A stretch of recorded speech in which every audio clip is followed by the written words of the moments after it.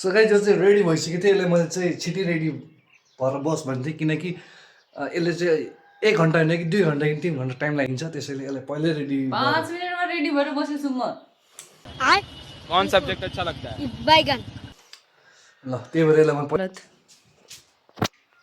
देखाउनै नमिल्दो रहेछ उसको हालत हजुरहरूलाई फेरि पनि स्वागत छ हाम्रो ब्लगमा हजुरहरू कस्तो हुनुहुन्छ आशा गर्दछु सबै ठिकै होला आज हामी चाहिँ मौसम जाने भनेर मेरो बुढाले मलाई 4 बजी रेडी भयो भनेको मान्छे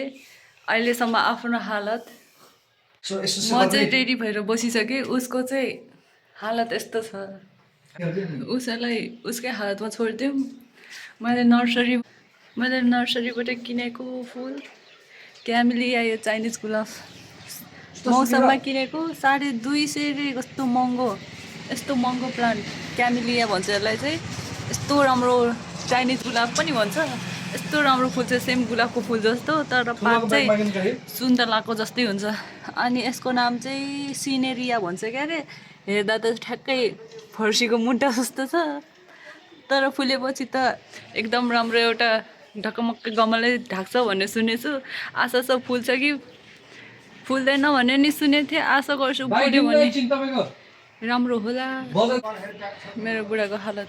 बाइक मागिरह ठुलबाबासँग हाम्रो बाइक चाहिँ पसलमा चाहिन्छ नि त त्यसैले हाम्रो बाइक लान मिल्दैन ससुराबालाई चाहिन्छ मासुहरूको लागि त्यसैले मेरो बुढा पुरा भिखारी पाराले ठुलबाबासँग बाइक मागिराख्नु थियो तर ठुलबाबाको मन ठुलो छ बाइक भोलिसम्म दिएदी हुन्छ भनेर भन्नुभएको छ तर मैले बाइक चाहिँ फकाइसकेको छु किनकि हाम्रो बाइक चाहिँ बाउले चाहिन्छ बाउलाई फेरि यति बाइक भएन भने प्रेसर हाई छ होइन दोकानसँग यताउति पुऱ्याउनु पर्छ सो मैले ठुलबालाई फकाइसकेको छु ठुलबा भनेको मेरो प्याटर्न हो त्यसैले मैले ठुलबालाई लाइक दिन्छु फाइनली रेडी भइसक्यो होइन अब जानलाई चाहिँ रेडी भइसक्यो म अब हामी चाहिँ डाइरेक्ट अब सुरुमा चाहिँ यहीँ गैँडाकोट मेलामा जान्छौँ त्यसपछि त्यहाँ मन परेन भने हामी सिधै एकैचोटि हामी उता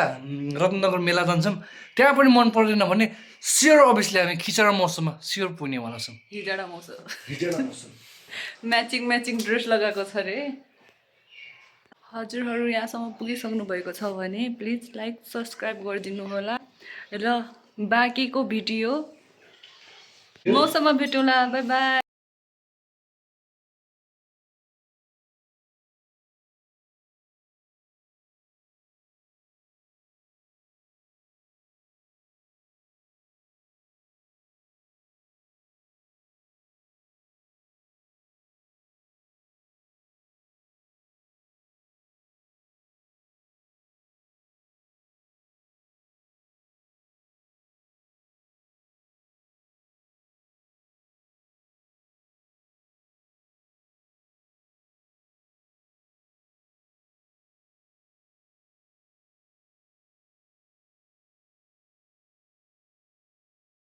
हेलो सो फाइनली हामी मौसम घुमेर आयौँ मौसम जाने भनेर हामी हिँडेको दुवैतिरबाट मौसम रहेछ हामी त कहाँ जाने भएर एकछिन कहाँ जाने भएर यतातिर नारायणी मौसम लागेछ उतातिर गैँडाकोट मौसम लागेछ हामी फाइनली गैँडाकोट मौसम नै गयौँ अनि हामी माछा पाउने कलेज पनि देख्यौँ अनि त्यसपछि घुम्दै हामी गैँडाकोट मौसम गर्थ्यौँ तर खासै रमाइलो भएन त्यहाँ पुरा सुनसानै थियो हामी 1 घन्टा जति यसो गीत सुत सुनेर नाचेर घर फर्क्यौँ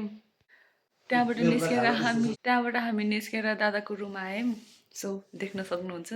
हाम्रो दादाको रुम हो हाम्रो दादाको रुम आएर हामी 1 बोतल बियर अनि पोर्कको मासु ल्याएर हामी एकछिन पार्टी गऱ्यौँ हेर्न सक्नुहुन्छ 1 बोतलको नतिजा म चाहिँ खाने खालको छैन उहाँ चाहिँ 1 बोतलको नतिजा बेब हेलो सी यू पुरा ढापमा हुनुहुन्छ 1 बोतल उहाँलाई चाहिँ घुम्न भनेर आएको एक सरको दुनियाँ अर्को भने जस्तो भएको छ उहाँलाई चाहिँ पुरा ससुराली लाग्दिएको छ अहिले 1 बोतलले बेब बेब आएर केही एक शब्द बोलिदिनु त सो फाइनली म चाहिँ आज अलिकति झापमै छु अलिकति आएर खाएँ हेर्न सक्नुहुन्छ आँखा यसो हो हाम्रो चाहिँ भिडियो अब हेर्दै गर्नु होला तपाईँले लाइक सेयर सब्सक्राइब पनि गरिदिनु होला हामीले चाहिँ त्यो मेलामा चाहिँ भिडियो खिचेन है किनकि त्यहाँ त्यो गीतहरू बजिरहेको थियो त्यहाँ डान्सहरू भइरहेको थियो अनि कपिराइट आउँछ भनेर हामीले चाहिँ भिडियो खास चाहिँ त्यो पनि हालेनौँ